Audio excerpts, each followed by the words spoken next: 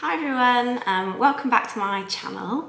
I've made like a little list of videos that I thought would be good to film, and I wasn't sure which one to do next, but I thought it might be quite nice to just talk a bit about me and kind of my experiences. So in this video I was going to talk about my experiences as an assistant psychologist in the different assistant psychologist roles I've had, and talk a bit about what was involved and also a bit about my journey into psychology, so kind of going way back as well. So I guess my journey into psychology started in A-level. I picked biology, chemistry, physics and English literature for my A-levels. Which were hard. I feel like that in retrospect, maybe not the right subjects for me to have picked, but anyway. And if you wanted to swap to a different subject, you could do that within the first 6 weeks. And 6 weeks into physics, I was like, this is just, I don't understand what's going on. I don't enjoy this. Like, I'm not very good at maths. I don't know why I thought that would be a good idea. So I was like, I'm not gonna be able to do this for the whole time. I'll have to switch. And you had to switch to something in the same block on your timetable. So obviously you could actually go to the lessons and stuff. So the only thing that was in that block was psychology. I didn't really know much about psychology. We hadn't done it for GCSE or anything. So I was like, oh, you know what, I'll just do that. Can't be worse than physics. And I will just drop it after AS level if I don't like it. So I think I was 5 weeks in at this point. So I started in week 5, and there was a test in week 6. And the first psychology lesson, I remember thinking, I just love this. Like, it was so interesting. I was like, I just love psychology. Like, I'm so lucky that kind of, it happened like that, because I really do feel passionate about psychology. I love the fact that it's never boring, there's always new things to learn, it's really reflective. It fascinates me, psychology does. So that's kind of how I fell into it. And then because I loved it so much, I was like, do you know what, I don't know what I want to do. I don't know what I want to be, I don't know what I want to do. So actually, I'm just going to do what I enjoy. So I did psychology at uni because I knew that I would enjoy it. And there's quite a lot of options after psychology. It's quite, broad in terms of what you can do. So I thought, well, even if I don't know, at least I'll have a degree and there'll be kind of other options. So I did psychology at uni, loved it. And then when I was finishing, I didn't really know what to do then. So I thought, okay, I'm going to continue being a student. I'll do a master's. And I did a master's in forensic psychology because we hadn't done much on forensics in kind of undergraduate teaching, and I thought that's an area I feel like I don't have much knowledge on, so that would be really interesting. So I did my master's part-time because I had to work as well to pay rent and everything.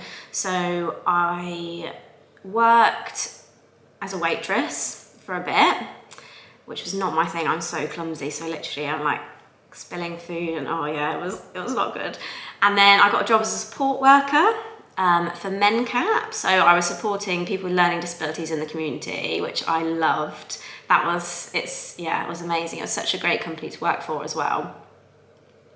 And then halfway through my master's, I actually moved home. A lot of my uni friends were just doing kind of 1 year extra courses. So they were kind of moving, and so I ended up moving home and kind of commuting to do my final year of my master's.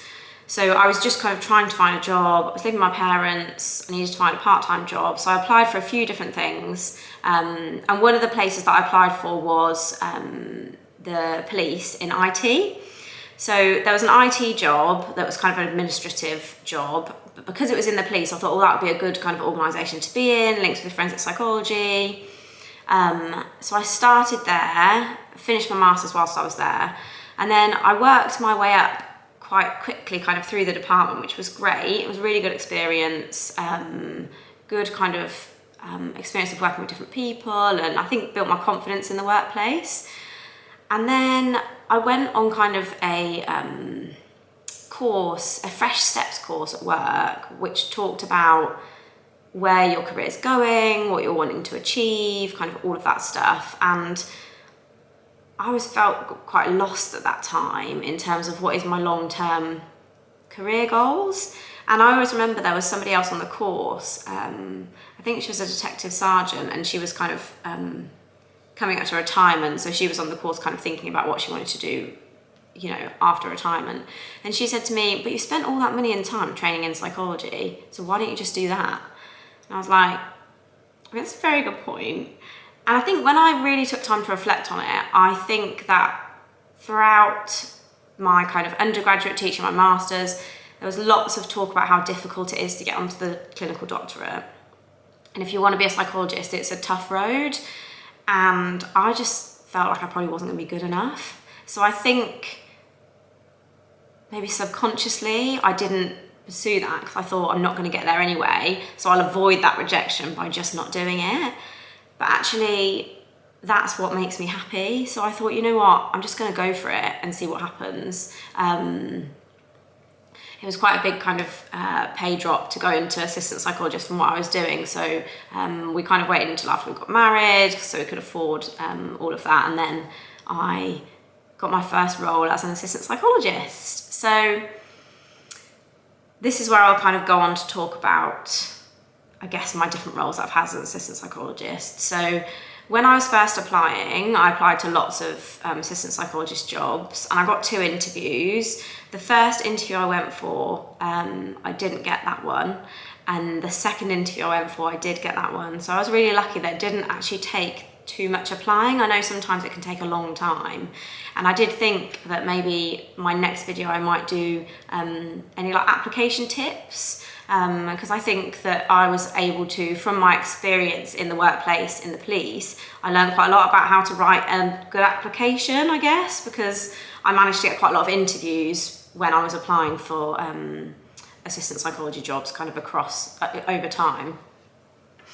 So yeah, the first assistant psychology job I got was in brain injury, and it was in a locked rehabilitation unit. I'm obviously not going to say the names of any of the places that I've worked, but in terms of kind of some of the things that were involved, there was a lot of group work. So I was working with another assistant psychologist who'd already been there for a while, which was amazing. She was fantastic, and it was lovely to learn from her. And then we kind of worked together to develop kind of therapeutic groups. And we also did kind of a little bit of individual intervention. We're also able to do some training on kind of neurobehavioral approaches, and there was quite a lot of like evaluation work on SPSS, because we were kind of tracking progress of the residents so that we could use that for reports, because there was kind of regular CPA meetings to determine kind of where progress had been made, what things that they still wanted to work on. And that was with I think with kind of commissioners, family members, the residents themselves, and we had to sometimes lead on those meetings from the psychology perspective. So that was quite a big thing as well.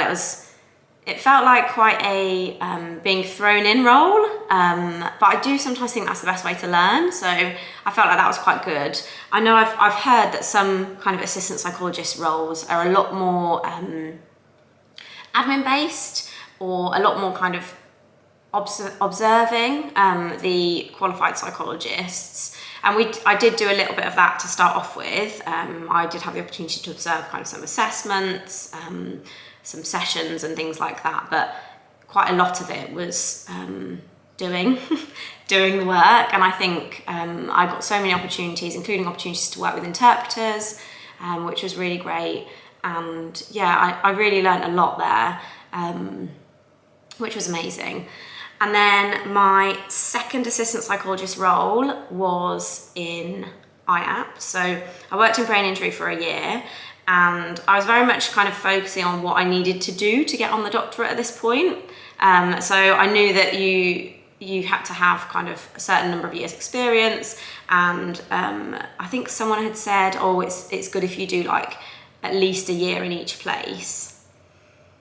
Don't know kind of how true that is, but that's what someone had said to me. So I had in my mind, right, okay, I'm going to do a year and then I'm going to move on to somewhere else. I'm going to try and get as much varied experience as possible. And it was almost a bit tick boxy, I think, at that point was my thinking, which I don't think is the right way to do it. But at the time, that's kind of how I was doing it. So my next role was in IAPT. That was quite different because it was a lot of telephone and online stuff, whereas obviously with brain injury, I was in the locked rehabilitation unit, so I was kind of there within it, whereas in IAPT it's working with people in the community, and there was a lot of assessments, which was more telephone. So yeah, that's how I started. I did a lot of telephone assessments, and IAPT is based on kind of more of this kind of CBT approach, so I learned a lot about CBT whilst I was there as well. And I was involved in kind of some telephone assessments, involved in some groups, working with people with low mood and anxiety, and also some webinars as well, so kind of online support, which was really interesting because that was a different kind of experience that I hadn't had before either. So whilst I was working in IAPT and in brain injury, I had supervision from clinical psychologists. In IAPT, we also had supervision from psychological wellbeing practitioners, or PWPs, for kind of cases to determine kind of types of support that would be kind of most appropriate. And I worked in IAPT for, I think it was between 6 and 9 months.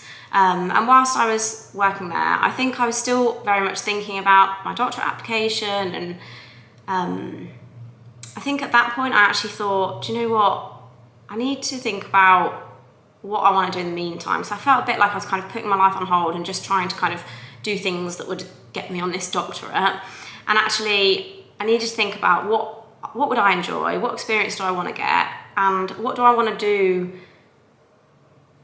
What do I want to do? It's not just all about the doctorate. What do I want to do? What kind of job would I like? Who would I like to work with? And I thought, you know what, I really enjoy working with children, and I'd really like to do that. But it's a bit of a catch-22 because obviously with assistant psychologist jobs, there's so much competition that I was competing with people that already had experience working with children. So I was already less experienced. But then because I didn't have the experience working with children, I couldn't get the job over other people that did. But then I couldn't get experience working with children because I couldn't get the job because other people had more experience. So it was a bit like, I was a bit stuck, and I thought, well, what am I going to do now? And so what I did was I actually emailed within the trust the psychologists and assistant psychologists that worked in children's services, just to find out a bit more about, like, the assistant psychologists, their journeys, how they'd managed to secure the posts, and see if any psychologist would be willing to help me with a bit of kind of extra experience. I'm not necessarily recommending to do that because I don't know whether you kind of, now there's a few more formalised processes, I think, but at the time that was what I did. And luckily there was a psychologist in the Child and Adolescent Mental Health Service, or CAMS, who I was able to do some voluntary assistant psychologist work with. So I did an honorary AP role with her, just kind of for a few hours. So not obviously kind of full time, so I was still working in IAPT at that point. So that was really great. I kind of got experience of observing her doing sessions, doing a bit of kind of formulating and case discussion, and also some school observations. So yeah, that was really good experience there. And that was kind of the stepping stone to me getting my next assistant psychologist post, which was in paediatric psychology. So working with children with health conditions. And I absolutely loved it. I really, really like working with children because we in that service work with children from kind of really little up to teenagers. It was so varied, so much opportunity to kind of be creative and modify your approach. It was a service that worked with whatever model of therapy suited the client, which I think is great. So I learned a lot about different models of therapy. So the kinds of things that I was doing in that role were, we did a little bit of group work. It was mainly individual work, so working with children, sometimes some sibling work and sometimes some parent work as well. So that was really great experience. And again, that was a role that was very clinically heavy, so not very kind of, obviously you always have your admin stuff, reports and things like that, but there was a lot of clinical work, I think, compared to some other assistant psychologist roles. And I had supervision from a qualified psychologist. Also working in a team of psychologists meant that I could soak up a lot of knowledge from other psychologists and learn about things that they would do. And it's just really, really amazing experience. So I think I was very, very lucky with that. And I stayed in that role for probably about 3 years because, yeah, it was absolutely amazing. Within that, we also worked with children with feeding difficulties and ARFID, or avoidant restrictive food intake disorder. And we actually, the trust actually got some funding to set up a new service. So I actually went on secondment to there, and that's the role I'm in at the moment. So I'm working as kind of a senior assistant psychologist in that role.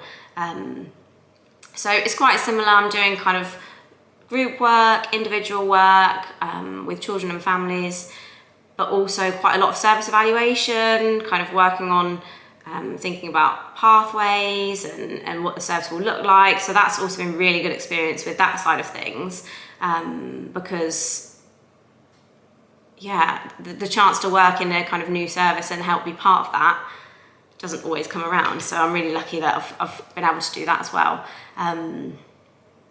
So yeah, and then also whilst doing that, I also do a bit of working as an associate assistant psychologist for a private company. So some kind of individual client sessions, some kind of assessments, cognitive assessments, being involved in kind of school observations for autism assessments and that kind of thing. So that's been really great experience for assessments wise as well. So yeah, I guess that's kind of my journey so far as an assistant psychologist. I'm really hoping I haven't left anything out because it's really hard to remember back. And I think maybe in a future video I might just talk maybe through the applications and maybe give some tips on applying, because I've been through the application process a few times, so I might not know too much, but I could hopefully give something that might be a bit useful. So yeah, and let me know if there's any other videos that you would like me to make, or anything that I've not answered properly or not said properly, or any questions you've got. Like, feel free to just pop them in the comments. Or message me on Instagram. My Instagram's Working in Psychology. And thanks so much for watching, and like and subscribe for more videos like this. Thanks, bye.